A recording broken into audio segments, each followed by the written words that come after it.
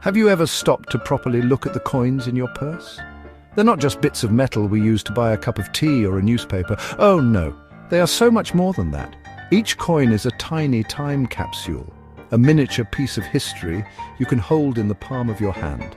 They tell us stories of powerful emperors, grand empires, and dramatic revolutions. They whisper secrets about art. They whisper secrets about politics. They whisper secrets about the everyday lives of people who lived centuries ago. From the face stamped upon them to the metal they are made from, every detail is a clue to the past, a tangible link to a world long gone. It's like being a detective, piecing together a grand historical puzzle. Think about it for a moment. A simple coin has passed through countless hands. Soldier buying bread before a battle. Merchant in a bustling marketplace. Noble lady hiding a coin. Child dropping a coin playing in the street. The story of Austrian coins is a particularly fascinating one. It's a tale that stretches back over 2 millennia, from Celtic tribes to the heart of a sprawling empire, to the modern republic we know today. Austrian money is a mirror held up to its dramatic history. Let's begin our treasure hunt. Our story begins long before Austria even existed as a country. The land was home to various Celtic tribes, and they were the first to introduce a form of currency. Around the 2nd century BC, tribes like the rarity began to mint their own coins. These weren't like the coins we know today. They were often simple, chunky pieces of silver, inspired by the coins of their powerful neighbors, the Greeks and the Romans. Then came the Romans.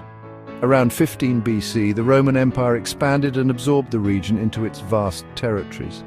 This brought about a massive change in daily life, and that included money. Suddenly, the local Celtic coins were replaced by the official currency of the Roman Empire, the denarius, the sestertius, and the aureus. These coins were far more sophisticated. They featured lifelike portraits of the reigning emperor on one side and powerful symbols of Roman authority on the other, like eagles or gods. This wasn't just money, it was propaganda. Every coin was a declaration of Roman power, reminding the local population exactly who was in charge. For several centuries, Roman coins were the standard currency across the land that would one day become Austria. However, as the Roman Empire began to weaken and eventually crumble in the 5th century AD, so did its monetary system. The sophisticated, unified system of the Romans disappeared, plunging it into a monetary dark age. After the chaos of the post-Roman era, coinage in Austria began to re-emerge during the Middle Ages. Local dukes, archbishops started minting their own coins again, primarily the silver pfennig. However, the real story of Austrian coinage truly begins with the rise of one of Europe's most powerful families, the Habsburgs. When they came to power in the late 13th century, they understood something crucial. To build a strong and unified territory, you needed a strong and unified currency.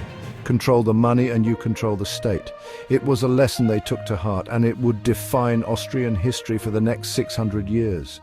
One of the first major steps was the establishment of a central mint.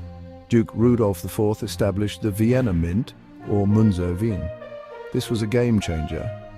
Instead of lots of different local coins of varying quality, the Habsburgs began to produce a standardized currency.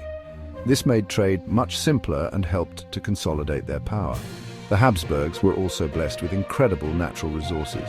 The discovery of vast silver deposits in Schwaz in Tyrol was like striking gold, or rather silver. This enormous wealth allowed them to mint huge quantities of high-quality coins.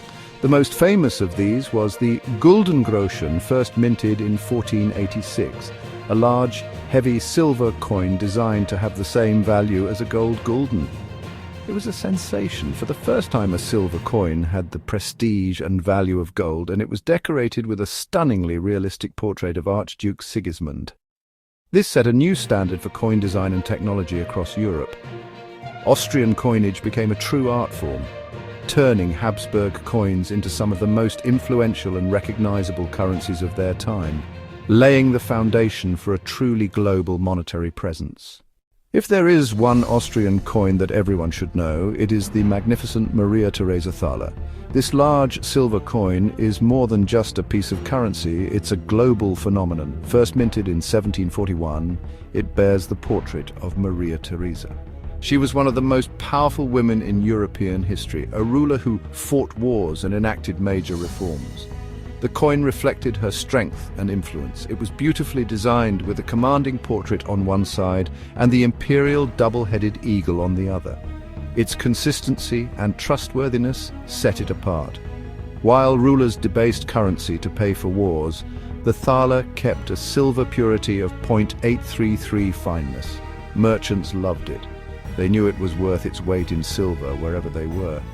That reliability made it the world's most trusted trade coin.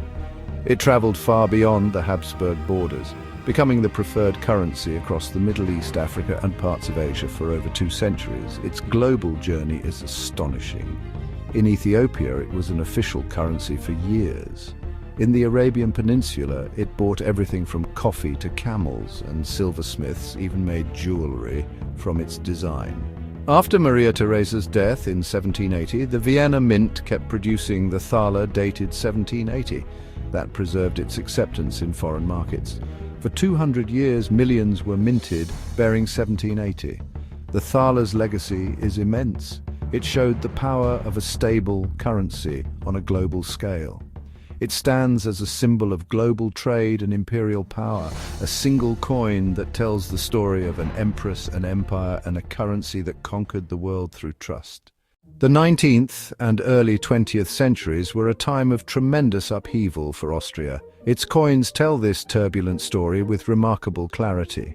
The Napoleonic Wars put immense strain on the Habsburg Empire's finances. To pay for the costly conflict, the government resorted to issuing vast amounts of paper money, producing copper coins with very little intrinsic value. This led to massive inflation and a loss of public trust in the currency. The once mighty empire was on shaky financial ground. After the wars, there was a concerted effort to stabilize the currency. Introduction of the convention's thaler, a new system aimed at restoring faith in Austrian money. A major turning point came in 1857. Austria signed a monetary treaty with the German states, creating the Währungsthaler, a move toward a more unified Central European economy. At the same time, Austria decimalized its currency for the first time. 100 Kreuzer equaled 1 gulden. The coins themselves also changed. Designs became more standardized, featuring the portrait of Franz Joseph I. His face would be on Austrian coins for over 60 years. The creation of the Austro-Hungarian Empire in 1867 brought another change. The empire became a dual monarchy, Austria and Hungary. Money had to reflect that political reality. Coins were minted with 2 distinct designs. The final chapter began in 1892 with the krone, or crown on the gold standard, a modern prestigious currency to showcase strength, coins with elegant portraits of Franz Joseph and intricate national symbols. But the golden age was short-lived. The outbreak of World War I in 1914 shattered the empire and its currency. By 1918, the krone was nearly worthless. The Austro-Hungarian Empire had ceased to exist. The collapse of the Austro-Hungarian Empire in 1918 left a much smaller Austrian Republic in its wake. The new nation faced crippling economic challenges, including rampant hyperinflation that made the old krone practically useless. People needed wheelbarrows full of banknotes just to buy simple groceries. To combat this crisis and establish a new national identity, Austria introduced a new currency in 1925, the schilling. This was a bold move, a fresh start. The schilling was backed by gold, helping stabilize the economy and restore public confidence. The new coins were a complete break from the imperial past, featuring republican symbols like the eagle without the imperial crown. The schilling quickly became a symbol of Austrian pride and resilience. It saw the country through the difficult interwar years, the trauma of the Anschluss in 1938, when it was temporarily replaced by the German Reichsmark and the rebuilding process after World War II. After the war, the Second Republic of Austria was established and the schilling was reintroduced. The post-war coins were initially made from cheaper metals like zinc and aluminium, but as Austria's economic miracle took hold, they were minted again in higher quality alloys. The designs celebrated Austrian culture, featuring famous composers, historic buildings, beautiful alpine flowers. For over 70 years, the schilling was the soundtrack to Austrian life. Generations grew up with coins like the 10 Groschen piece, the silver 50 shilling coin. They bought the first slice of Sachertorte, paid for a tram ride in Vienna, or saved up for a holiday. The coins became part of the national fabric, familiar and beloved. The Austrian National Bank and the Vienna Mint produced commemorative coins in silver and gold, celebrating the Vienna State Opera, celebrating the country's Olympic athletes. Then, at the dawn of the 21st century, came the biggest monetary change in a generation.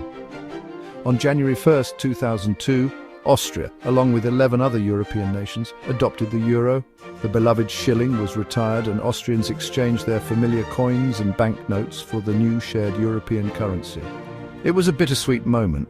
While the euro symbolized a new era of unity and stability, it also meant saying goodbye to a currency that had defined the nation for most of the 20th century. Today, the official currency of Austria is the euro. Like all Eurozone countries, Austria issues its own national designs for one side of the coins. These designs were chosen by the Austrian people through a public poll. The smaller denomination coins feature alpine flowers, gentian edelweiss primrose, celebrating Austria's stunning natural beauty. The mid-range coins showcase Vienna's architecture, St. Stephen's Cathedral, Belvedere Palace. On the 1 and 2 euro coins are portraits of Wolfgang Amadeus Mozart, Bertha von Suttner, a nod to Austria's cultural and intellectual heritage. Even in our digital world, the Vienna Mint keeps its centuries-old tradition of fine coin production. It mints one of the world's most popular bullion coins, the Vienna Philharmonic, first issued in 1989. The coin is available in pure gold, silver, platinum. Its design features the Vienna Musikverein organ on one side and orchestral instruments on the other. The Philharmonic is a modern successor to the Maria Theresa Thaler. So, what is the value of Austrian coins today? It depends on what you mean by value. Old shilling coins are no longer legal tender but hold sentimental value. For collectors, rare historical coins, Habsburg thalers, early shilling pieces, can fetch high prices at auction. They are prized for history, rarity and artistry. Bullion coins like the Philharmonic track gold and silver market prices, a tangible investment. Ultimately, Austrian coins tell Austria's story. They witness empires rising and falling, wars and cultural triumphs. Money is never just money. It's a cultural artifact, a pocket-sized piece of art and a physical link to history. That is their true, lasting value.